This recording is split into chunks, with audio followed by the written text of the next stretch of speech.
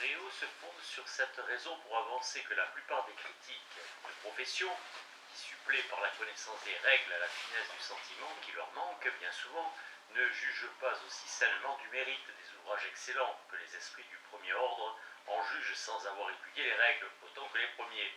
Permettez-moi de vous dire, il s'adresse à Perrault, qu'aujourd'hui même ce ne sont pas comme vous le figurez, les Schrevelius, les Peraredus, les Ménagius, ni pour me servir des termes de Molière, les savants en ius qui goûtent davantage Homère, Virgile, Horace et Cicéron.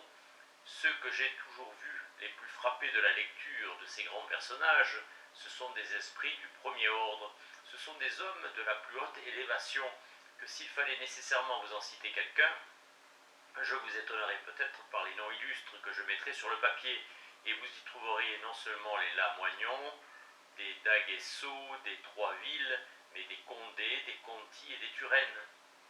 En effet, les poètes anciens seraient aussi surpris d'apprendre sur quels endroits de leurs ouvrages le commun des commentateurs ne se récrit davantage que s'ils venaient à savoir ce que l'abbé de Marolles et les traducteurs de son espèce leur font dire quelquefois.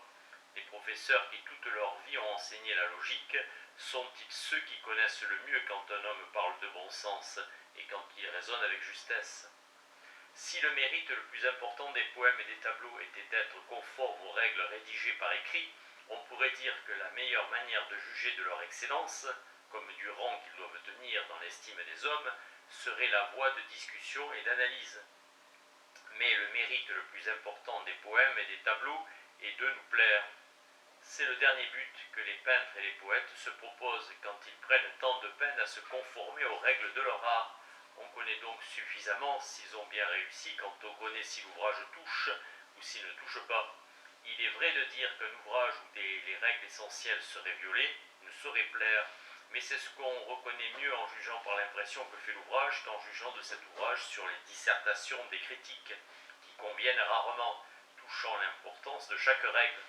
Ainsi, le public est capable de bien juger des vers et des tableaux, sans savoir les règles de la poésie et de la peinture, car comme le dit Cicéron, tous les hommes par un sentiment intérieur, sans connaissance de l'art et des règles, reconnaissent ce qui, dans les productions de l'art et des règles, est mauvais ou bon. Tous les hommes, à l'aide du sentiment intérieur qui est en eux, connaissent sans savoir les règles si les productions des arts sont de bons ou de mauvais ouvrages, et si le raisonnement qu'ils entendent conclut bien. Quand il y a un dit dans l'ouvrage que nous avons cité tant de fois, quoique nous ne l'ayons pas cité encore aussi souvent qu'il mérite de l'être, ce n'est point en raisonnant qu'on juge des ouvrages faits pour toucher et pour plaire. On en juge par un mouvement intérieur qu'on ne saurait bien expliquer. Du moins tous ceux qui ont tenté de l'expliquer n'en sont pas venus à bout. Ce n'est pas à la raison, mais je ne sais par quel mouvement indicible qu'on se forme une opinion. Et je pense que cela n'a été suffisamment éclairci par personne, bien que beaucoup l'aient tenté. Le parterre, sans savoir les règles, juge d'une pièce de théâtre, aussi bien que les gens du métier. Il en est du théâtre comme de l'éloquence, dit l'abbé d'Aubignac. Les perfections n'en sont pas moins sensibles aux ignorants qu'aux savants, bien que la raison ne leur en soit pas également connue. Voilà pourquoi des artisans éclairés consultent quelquefois des personnes qui ne savent point les règles de leurs arts, mais qui sont capables néanmoins de donner des décisions sur l'effet d'un ouvrage composé pour toucher les hommes, parce qu'elles sont douées d'un naturel très sensible. Souvent elles ont décidé avant que d'avoir parlé, et même avant que d'avoir pensé, à faire une décision. Mais dès que les mouvements de leur cœur qui opèrent mécaniquement viennent à s'exprimer par leur contenance, elles deviennent pour ainsi dire une pierre de touche, qui donne à connaître distinctement si le mérite principalement ou non dans l'ouvrage qu'on leur montre ou qu'on leur lit. Ainsi, quoique ces personnes ne soient point capables de contribuer à la perfection d'un ouvrage par leur avis, ni même de rendre méthodiquement raison de leurs sentiments, leurs décisions ne laissent pas d'être justes et sûres.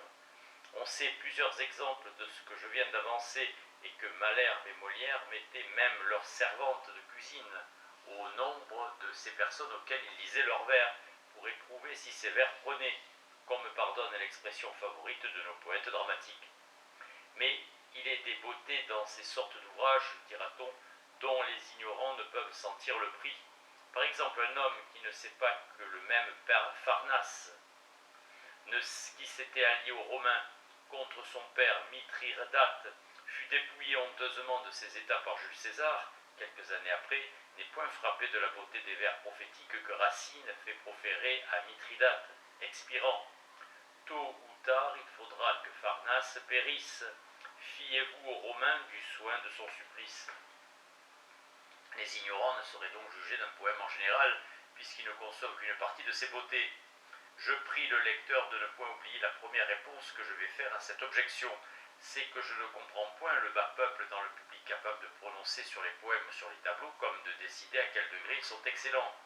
Le mot de public ne renferme ici que les personnes qui ont acquis des lumières, soit par la lecture, soit par le commerce du monde.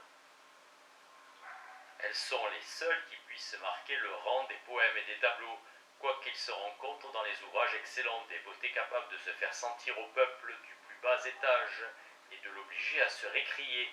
Mais comme il est sans connaissance des autres ouvrages du même genre, il n'est pas en état de discerner à quel point le poème qui le fait pleurer est excellent, ni quel rang il doit tenir parmi les autres poèmes.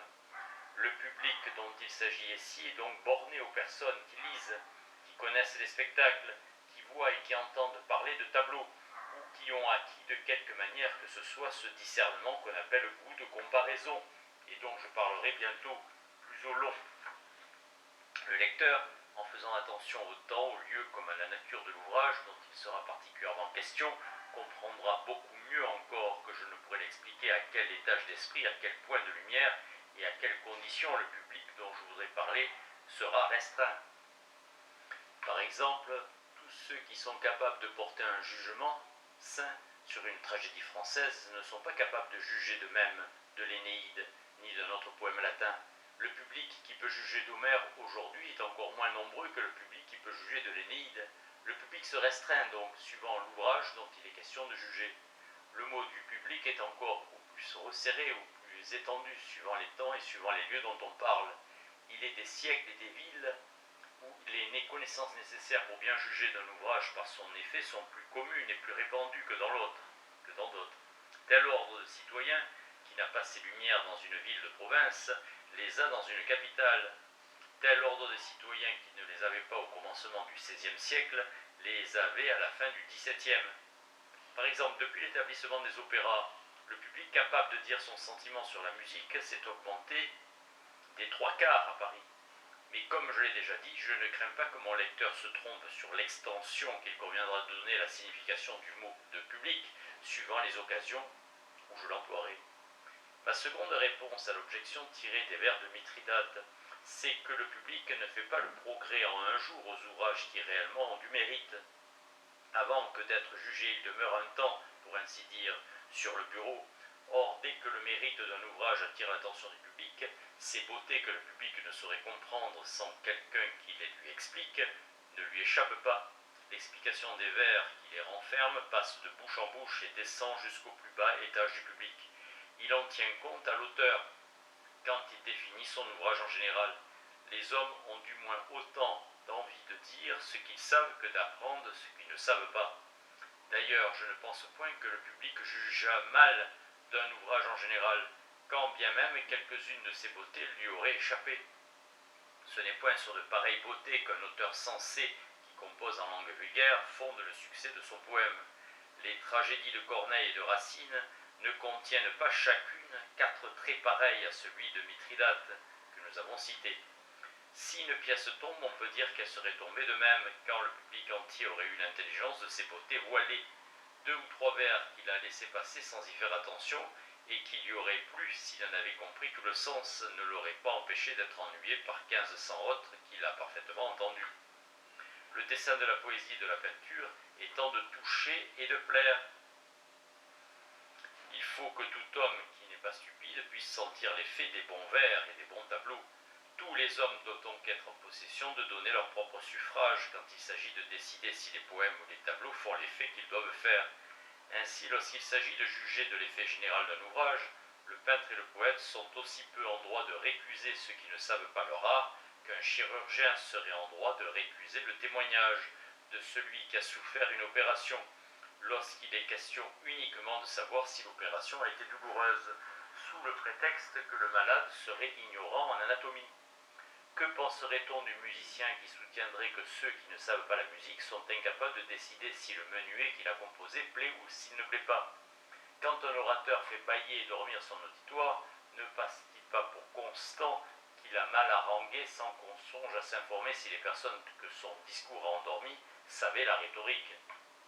Les hommes persuadés par instinct que le mérite d'un discours oratoire ainsi que le mérite d'un poème et d'un tableau doivent tomber sous le sentiment ajoutent foi au rapport de l'auditeur, et ils s'en tiennent à cette décision dès qu'ils le connaissent pour une personne sensée. Quand même l'un des spectateurs d'une tragédie généralement désapprouvée ferait une mauvaise exposition des raisons qui font qu'elle ennuie, les hommes n'en déféreraient pas moins au sentiment général. Ils ne laisseraient pas de croire que la pièce est mauvaise, bien qu'on expliquât mal par quelle raison elle ne vaut rien. On en croit l'homme, même quand on ne comprend pas le raisonneur. Est-il décidé autrement que par le sentiment général que certaines couleurs sont naturellement plus gaies que d'autres couleurs? Ceux qui prétendent expliquer cette vérité par principe ne disent que des choses obscures, et peu de gens croient comprendre.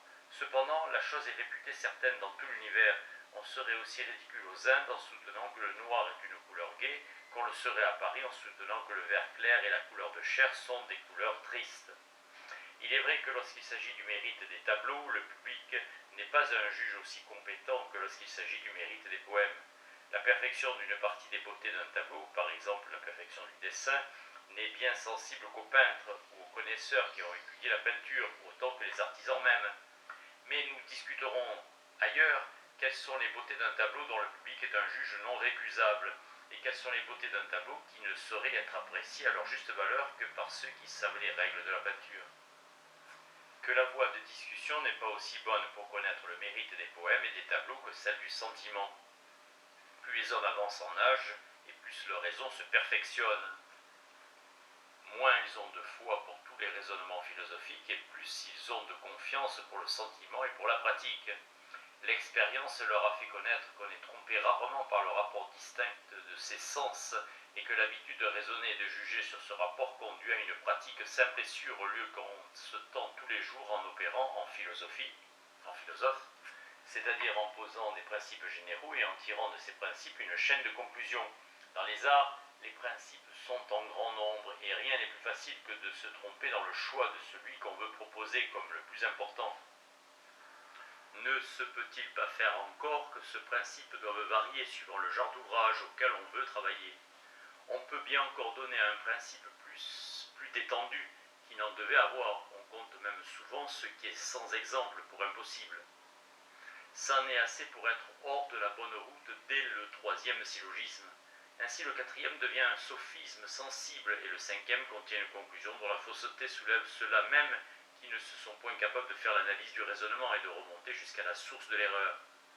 Enfin, soit que les philosophes, physiciens ou critiques posent mal leurs principes, soit qu'ils en tirent mal leurs conclusions. Il leur arrive tous les jours de se tromper, quoiqu'ils assurent que leur méthode conduit infailliblement à la vérité.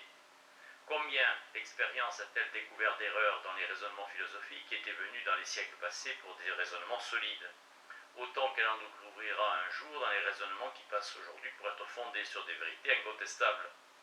Comme nous reprochons aux anciens d'avoir cru l'horreur du vide et l'influence des astres, nos petits-neveux nous reprocheront un jour de semblables erreurs que le raisonnement entreprendrait en vain de démêler, mais que l'expérience et le temps sauront bien mettre en évidence.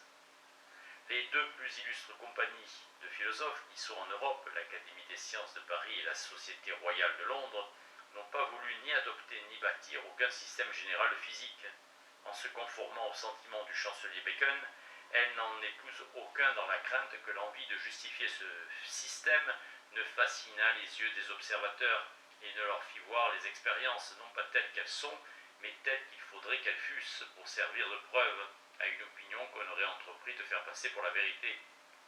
Nos deux illustres académies se contentent donc de vérifier les faits et de les insérer dans leur registre, persuadées qu'elles sont que rien n'est plus facile au raisonnement que de trébucher dès qu'il veut faire deux par-delà du terme où l'expérience l'a conduit. Qu'il veut faire deux pas au-delà du terme. C'est de la main de l'expérience que ces compagnies attendent un système général. Que penser de ces systèmes de poésie qui, loin d'être fondés sur l'expérience, veulent lui donner de le démenti et qui prétendent nous démontrer que des ouvrages admirés de tous les hommes, capables de les entendre depuis 2000 ans, ne sont rien moins qu'admirables. Mieux les hommes se connaissent eux-mêmes et les autres moins, comme je l'ai déjà dit. Ils ont de confiance dans toutes ces décisions faites par voie de spéculation, même dans les matières qui sont à la rigueur susceptibles de démonstration géométrique.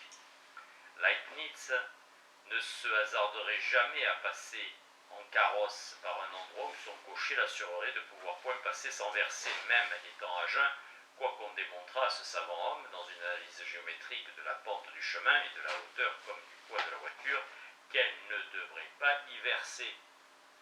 On en croit l'homme préférablement au philosophe, parce que le philosophe se trompe encore plus facilement que l'homme. S'il est un art qui dépend des spéculations des philosophes, c'est la navigation en pleine mer. Qu'on demande à nos navigateurs ce qui des vieux pilotes, qui n'ont que leur expérience, si l'on veut leur routine pour tout savoir, ne devinent pas mieux dans un voyage de long cours en quel lieu peut être le vaisseau que les mathématiciens nouveaux à la mer, mais qui durant 10 ans étudient dans leur cabinet toutes les sciences dont celle de la navigation.